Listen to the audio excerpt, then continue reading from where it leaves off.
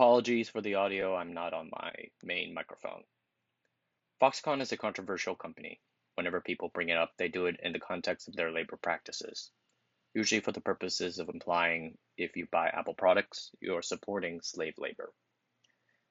But Foxconn is bigger than just its Apple business. They make computers, laptops, TVs, mobile phones, the old school kind, that Xbox everyone is excited about, and so much more. In fact, Foxconn is Taiwan's biggest company by revenue. Yes, bigger than even TSMC. It made $178 billion last year. The company is a cornerstone of Taiwan's electronic manufacturing and assembly industry, and it does so much more than just assembly. In this video, I want to talk about Foxconn and its bombastic founder, Terry Gou. But first, the name. Sometimes you hear it called Foxconn, sometimes you hear it called Hon Hai.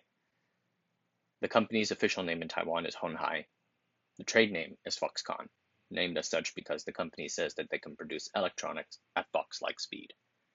I generally refer to it as Foxconn here. So how big is Foxconn? Foxconn is really big. It is not only Taiwan's biggest company by revenue, but also the third biggest technology company worldwide. The company is also fantastically complicated. It's a sprawling company with over 200 known affiliates and subsidiaries. Its most prominent ones, though, include American accessories manufacturer Belkin, maker of Apple accessories, routers, surge protectors, and USB hubs. Sharp Corporation, the major Japanese manufacturer that makes televisions and other electronics. Foxconn acquired a majority share in the company in 2016 after extended political and economic wrangling.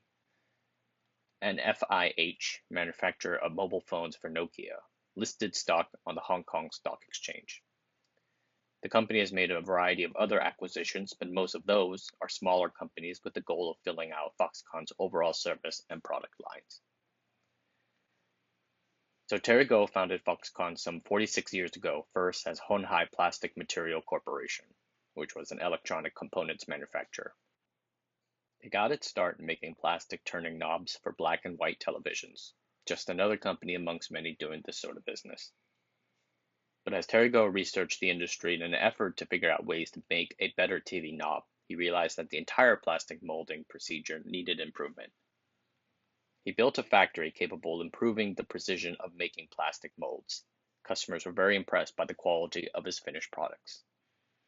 Hon Hai's next big breakthrough came when Atari put in an order for 2,600 pieces of a plastic connector for their joystick cable.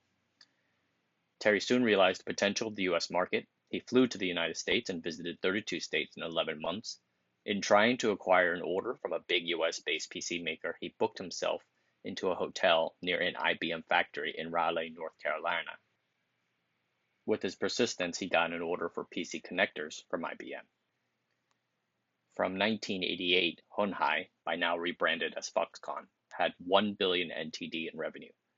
3 years later, the company IPO'd on the Taiwan Stock Exchange. Around then, the company began exploring production expansion in the mainland, starting with a factory named Haiyang, Ocean, located in the then dusty city of Shenzhen. His first employees were 150 migrants from rural Guangdong. 100 of them were women. Foxconn quickly expanded in China, building factories in Shenzhen, Shanghai, Chongqing, and Kunshan. Local governments looking for economic growth and jobs offer preferential tax policies and good infrastructure. On the other side, a titanic macro trend in American and Western companies to outsource the dirty work of their manufacturing to Asia. Foxconn ate it all up. By 1996, Foxconn generated $500 million in revenue, and China became its key production base. Today, they have some 32 plants in China, employing hundreds and thousands of migrants.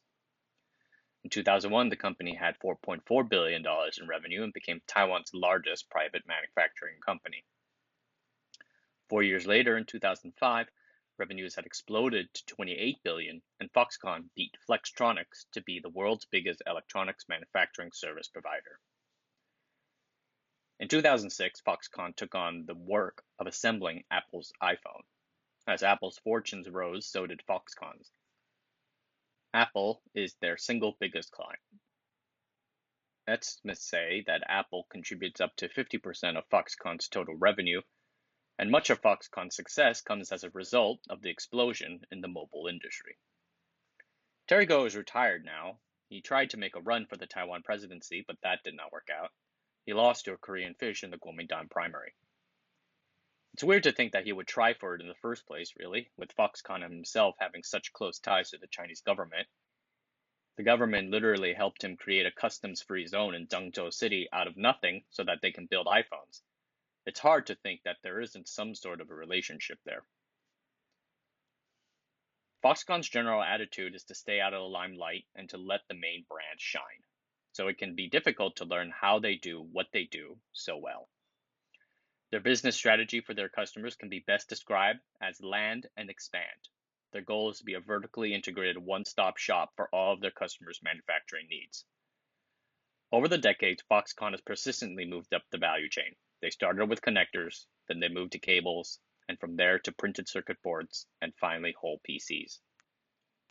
Their subsequent acquisitions have been service of this strategy. For example, they orchestrated a merger of their subsidiary, Innolux, with Chimay Optoelectronics to help build the largest TFT LCD firm in the world. I believe it's based down here in Tainan. Another Foxconn strategy is price. Foxconn is a latecomer to markets, but they enter with aggressive pricing. Their size helps fund these new market entries. They are able to leverage their strengths and profits from one industry to pay for its extremely low prices in others. In this, Foxconn is like any of the American tech giants. The big difference is that it focuses on manufacturing rather than the internet or computer software. There is another reason why Foxconn can deliver such low prices. It's a source of a lot of controversy and bad press surrounding the company, and that has to do with their labor. Foxconn builds their factories in areas with low cost of labor and preferential tax regimes: China, India, Vietnam, Brazil, Czechia, the like. Notice what's not in that list: Wisconsin. Why would anyone ever think that Wisconsin had quote-unquote cheap labor? But that's off topic. Let's go back to the EU headquarters in Czechia for an example.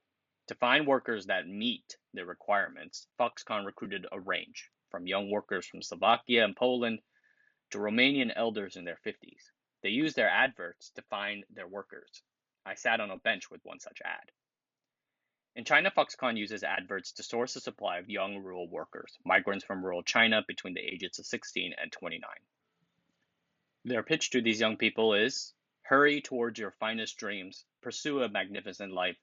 At Foxconn, you can expand your knowledge and accumulate experience. It is an entry-level job, kind of like how young people used to work at fast food restaurants as their first full-time gig in America. No one ever sees themselves working there forever. Though I know this trend is changing, even in America, which is kind of sad, but that's a different video.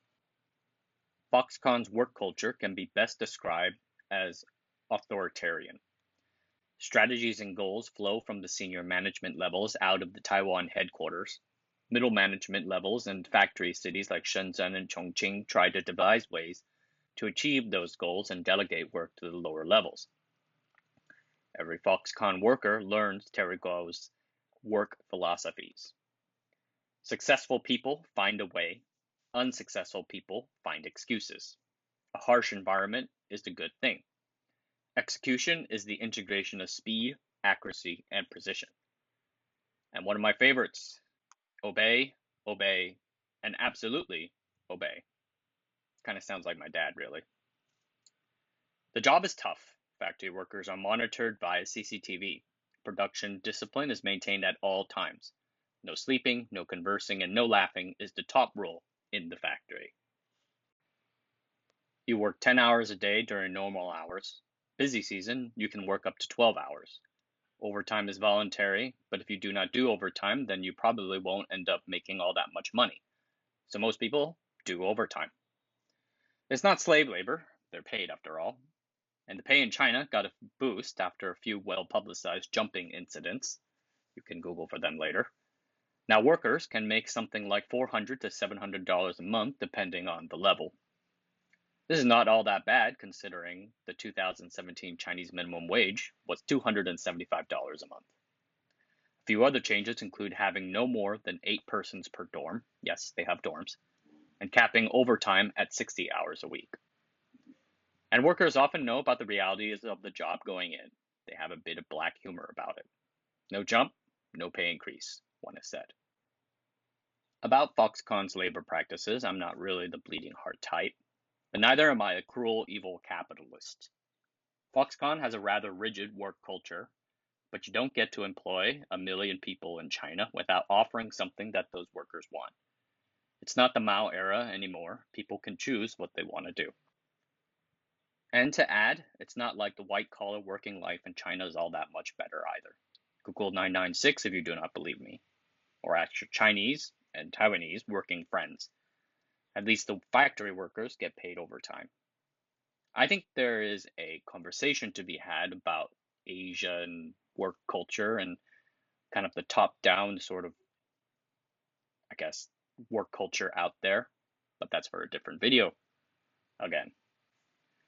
Another thing, the jumping incidents and the subsequent pay raises made Foxconn's business more expensive for Apple. So starting in 2010 with the iPhone 4, Apple began mixing in iPhones made by one of Foxconn's competitors, Pegatron.